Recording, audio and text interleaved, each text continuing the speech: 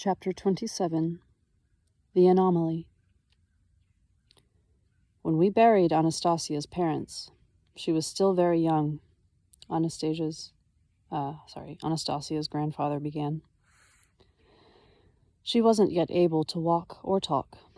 My father and I dug a hole in the ground with the animals' help.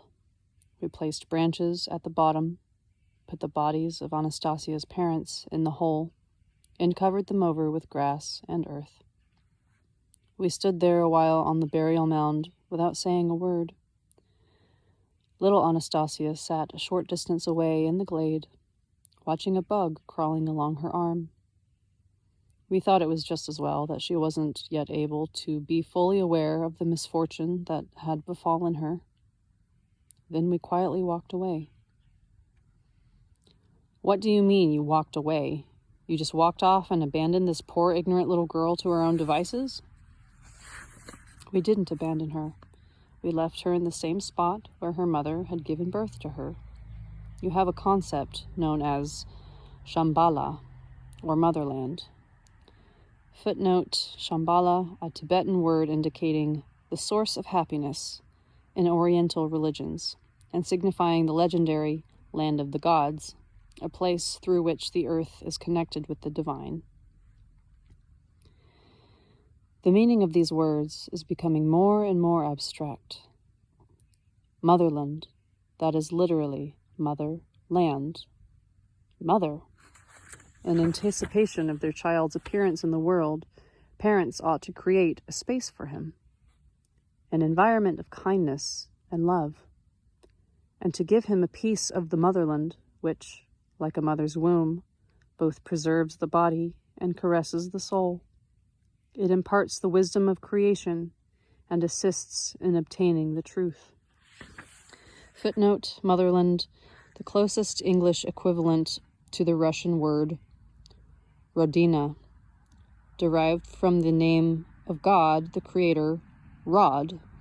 In the ancient Slavic tradition, the word Rod also signifies origin, derivation, or birth, and the root na, signifying mother. In the original Russian text, the word is printed as Rodina, Rodina. In the footnote. And what can a woman give her child who is born amidst stone walls? What kind of world has she made ready for him? Or has she given any thought at all to the world in which her child is to live? In that case, the world will do with him as it likes. It will strive to subject this little human being unto itself, making him a mere cog or a slave, and the mother will simply become an observer, as she has not made ready for her child any space of love. You see, Vladimir, nature, the nature surrounding Anastasia's mother, the creatures large and small, treated her as they would treat any man who lived the way she did, as a friend, and as a wise and good deity, one who had created around her a world of love. Anastasia's parents were happy and kind people that very much loved one another, loved the earth, and the space around them responded to them with love. Little Anastasia was born into this space of love, and at once became its center. Many creatures will not touch a newborn. A mother cat may nurse a puppy, or a mother dog a kitten. Many wild animals are capable of nursing and taking care of human offspring. But these animals had become wild to people in your world. To Anastasia's mother and father, they played quite another role. The creatures treated them entirely differently. Anastasia's mother gave birth to her in the glade, and many creatures were witness to the birth. They saw how the woman they revered became a mother and bore another man, another human being. When they witnessed the birth, their feelings toward their human friend, their love for her, intertwined with their own parenting instincts, giving birth to a new exalted manifestation of light. Everything, absolutely everything in that surrounded space, from the tiniest bug and blade of grass to the seemingly ferocious beast, was ready, unhesitatingly, to give its life for the sake of that little being. And there was nothing in that surrounding space of motherland, created and bestowed by its mother, that could possibly have threatened that being. Everything would look after and cherish this human being. To Anastasia, the little glade is literally a mother's womb. The glade is her living motherland. It is powerful and kind, and inextricably tied by a natural living thread to the whole universe, to the whole creation of the grand creator. The little glade is her living motherland. It came from her mother and her father, and from the one and only, the original father. We can never be a substitute for it. That is why, after burying her parents, we walked away. 3 days later, we were approaching the glade. We felt a tension in the air. We heard wolves howling, and then we saw. Little Anastasia was sitting quietly atop the burial mound. One of her cheeks was smeared with earth. We realized she had been sleeping on the mound.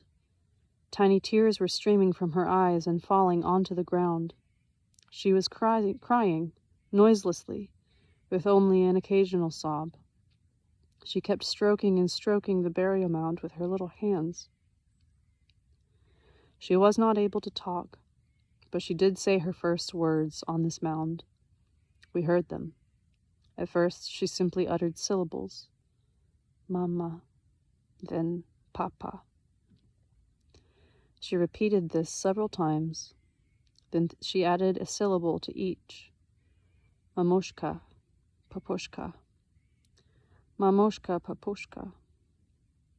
I am Anastasia. I know, have you no more. Eh? Only my grandpa's? Eh? My father was the first to realize it. Even as we were burying her parents, little Anastasia, sitting there in the glade and watching the bug, was fully aware of the whole depth of the misfortune that had befallen her. She used her willpower to refrain from showing her feelings. With her mother's milk, she had been imbued with the wisdom and strength of her pristine origins. Nursing mothers have that capacity, Vladimir, the capacity to pass along to their baby, together with mother's milk, the conscious awareness and wisdom of the ages, right back to their pristine origins. Anastasia's mother knew how to do this, and used this method to her full advantage, to the fullest possible advantage. Since Anastasia did not want us to see her crying, we did not go out into the glade. We did not approach the mound. But we couldn't tear ourselves from the spot. So we just stood there, observing what was going on. Supporting herself on the burial mound, little Anastasia attempted to stand on her little feet. She didn't do it on her first try, but still she managed to stand up. She stood there, swaying back and forth, stretching her arms out a little to each side, and finally took her first timid step away from her parents' grave, and then a second step. Her little feet got mixed up in the grass, and her little body lost its balance and started to fall. But the fall, well, that was something quite unusual.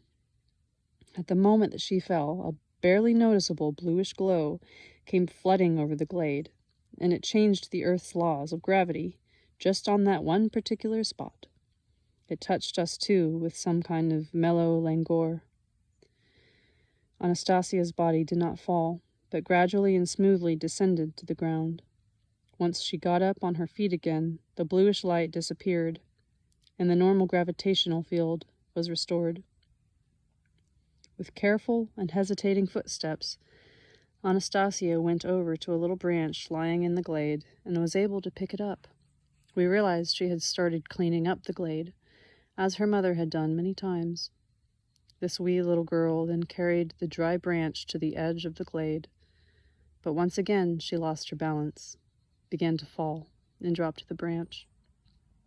During her fall, once more the bluish glow sparked into life, changing the earth's gravitational field, and the branch flew over to the little pile of dry branches lying at the edge of the glade.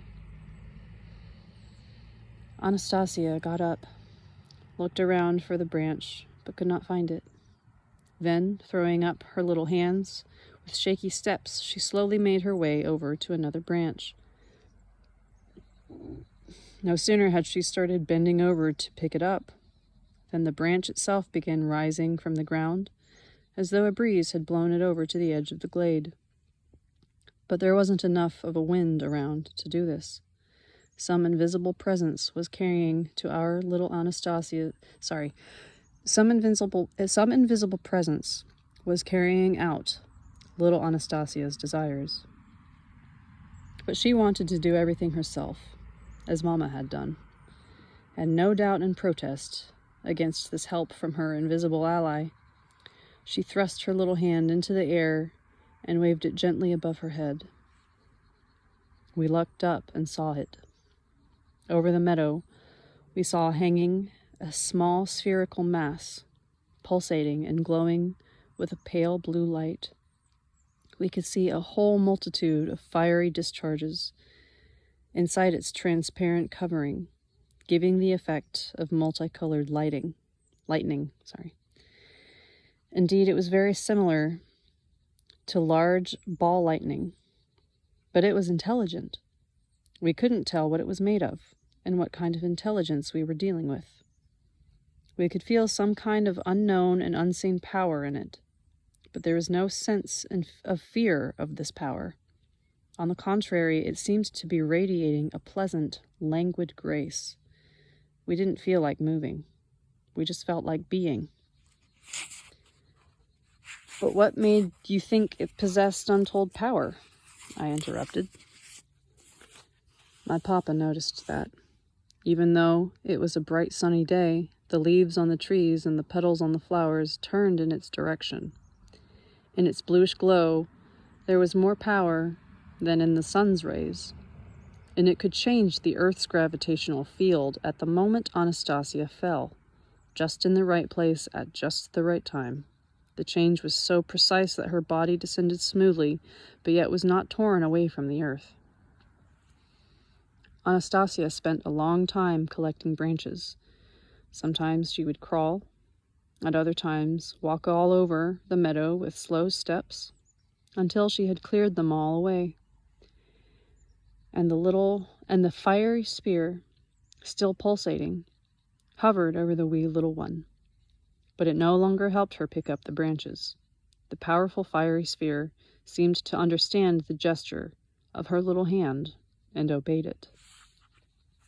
Expanding and dissolving in space, contracting and producing internal discharges, like flashbulbs, of some kind of energy from goodness knows where, the sphere would momentarily disappear and then reappear, as though it were somehow excited, and this excitement caused it to sweep through space at incredible speed. The time came when Anastasia normally lay down to sleep. We never compel our children to sleep, rocking them back and forth until they become dizzy. At this time, Anastasia's mother would simply lie down herself in the usual spot and pretend to doze off, to show her child by example. Little Anastasia would crawl over to her, snuggle up against her warm body, and peacefully fall asleep.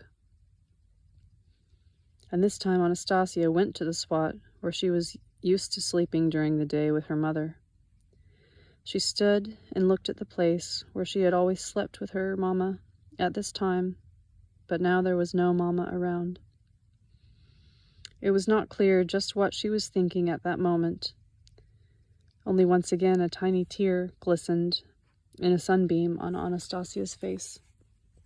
And right away the bluish glow came pulsating across the glade, flashing at irregular intervals. Anastasia raised her little head, saw the pulsating mass of light, sat down on the grass, and began staring at it continuously. It remained still under her gaze. For some time, she just sat there, staring like that. Then she held out both her little arms in its direction, as she was wont to do when summoning one of the creatures to her side. At that point, the fiery sphere sparked up in a multitude of powerful lightning bolts, reaching out beyond its blue covering, and made a dash for her little arms like a fiery comet. Looking as though it had the ability to sweep away everything in its path, it took only a split second to reach Anastasia's face, started rotating, and with one of its lightning flashes, wiped away a tiny tear glistening on her cheek. And at this point it extinguished all the discharges and became a pale blue, faintly glowing sphere in the arms of the little one sitting on the grass. For a time Anastasia sat there holding it, examining it, and stroking it with her hands.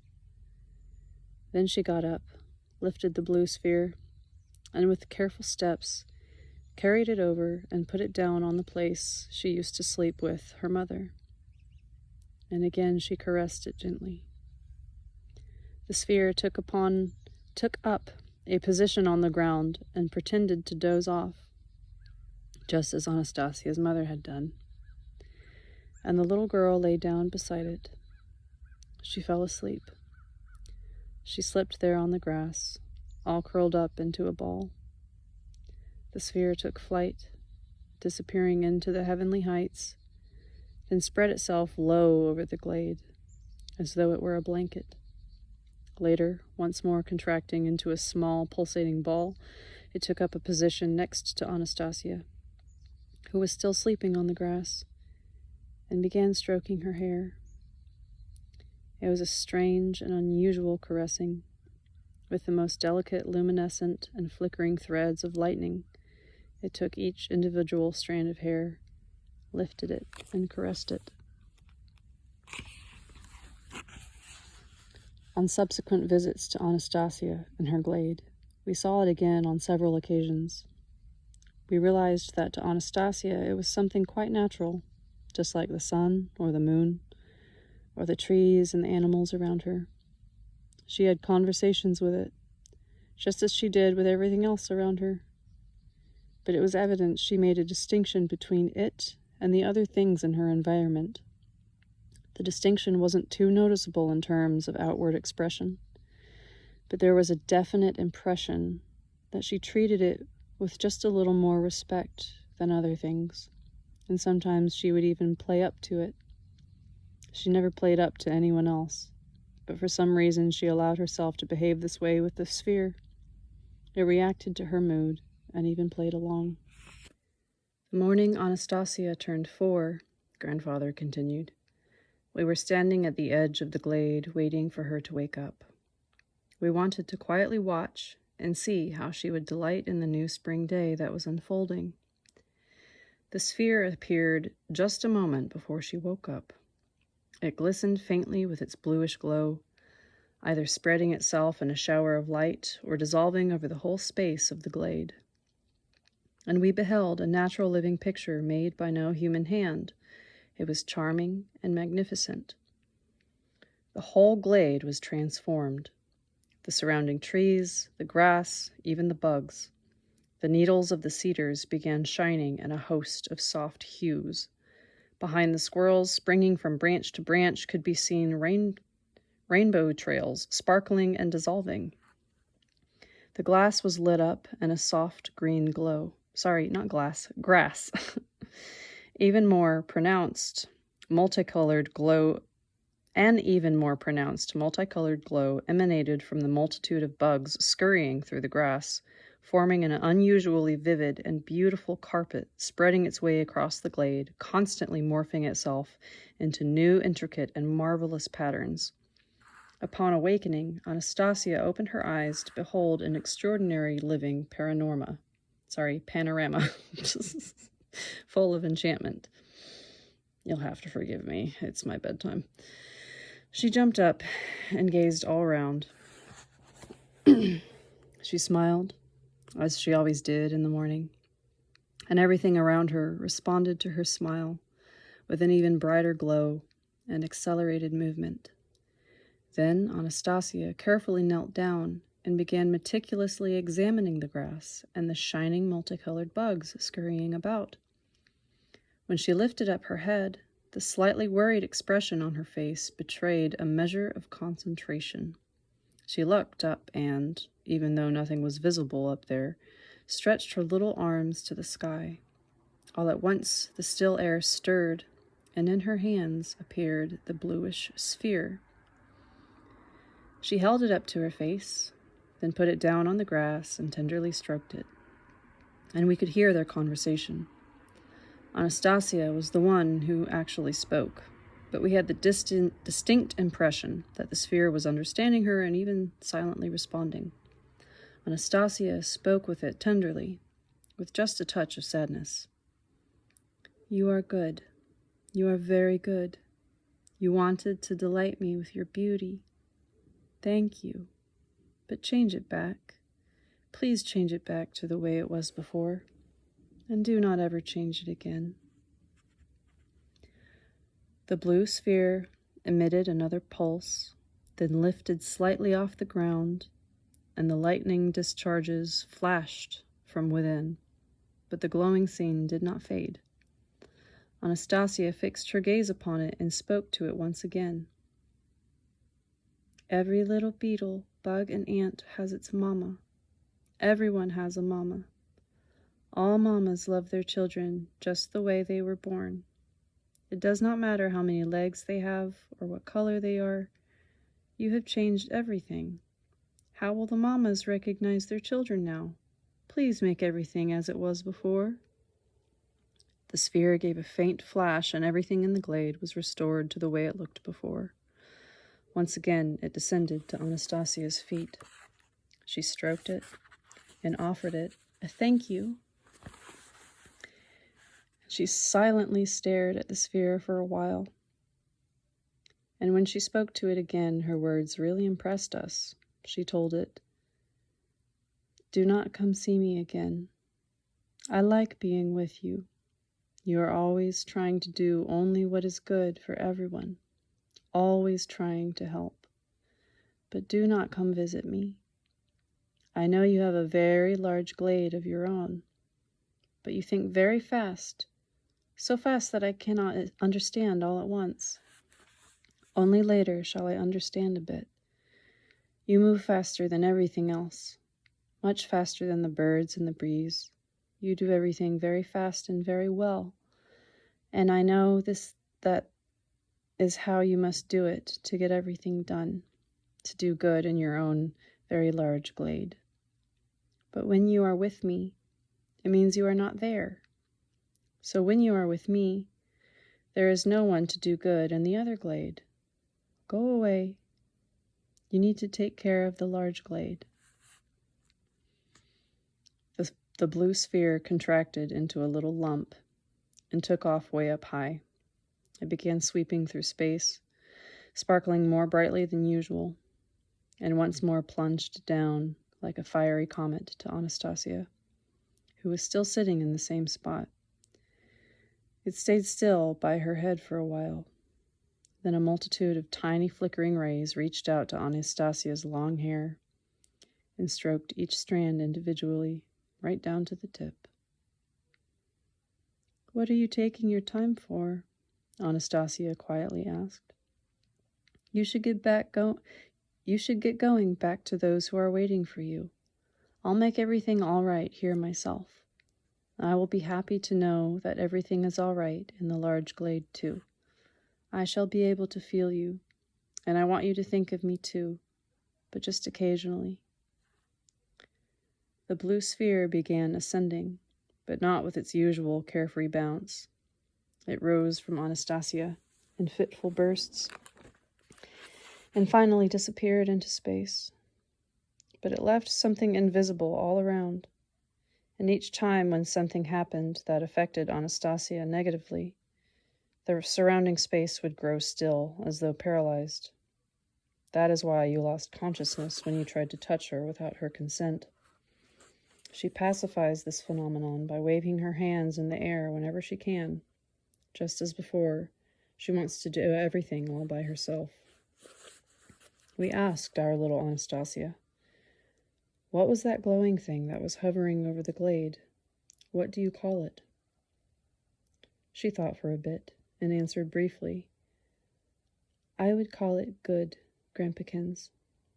Good with a capital G. The oldster fell silent, but I still wanted to hear about how little Anastasia lived in the forest, and I asked him, "What did she do after that? How did she live?" "The same way," the old fellow replied. "She grew up just like anyone else. We suggested she help the Dachniks. By the time she was 6, she was already able to see people at a distance, to discern their feelings and help them. She got involved with the Dachniks. Now she believes that the phenomenon of the Dachniks offers an easy transition to making sense of what constitutes our earthly existence. Here she's been continually shining that ray of hers for 20 years now. She's given warmth to plants on the small plots of land. She's treated people's illnesses. She's tried to explain to people, without imposing on them, how one should handle plants, and she's had terrific results. Then she started observing other aspects of human life, and destiny brought her together with you. And now she's come out with the idea of carrying people through the dark forces window of time." "And what do you think? She'll be successful?" I asked. "Vladimir, Anastasia knows the power of thought inherent in man as a creator. Otherwise, she would never have let herself make such a statement. From now on, she will not deviate from this path. She shall stick to it. She's a stubborn lass. It comes from her father." "So she's taking concrete steps," I observed. "She's trying to make her thought forms into reality, and here we are just sitting and rationalizing about the spiritual, like kids wiping their noses. You know, there's quite a few people that still ask me, does Anastasia really exist? Or did I just dream everything up myself?" That's not a question people can actually ask. People touched by the book will feel her right away. She is in the book. Questions like that can only be asked by illusory people, not real people.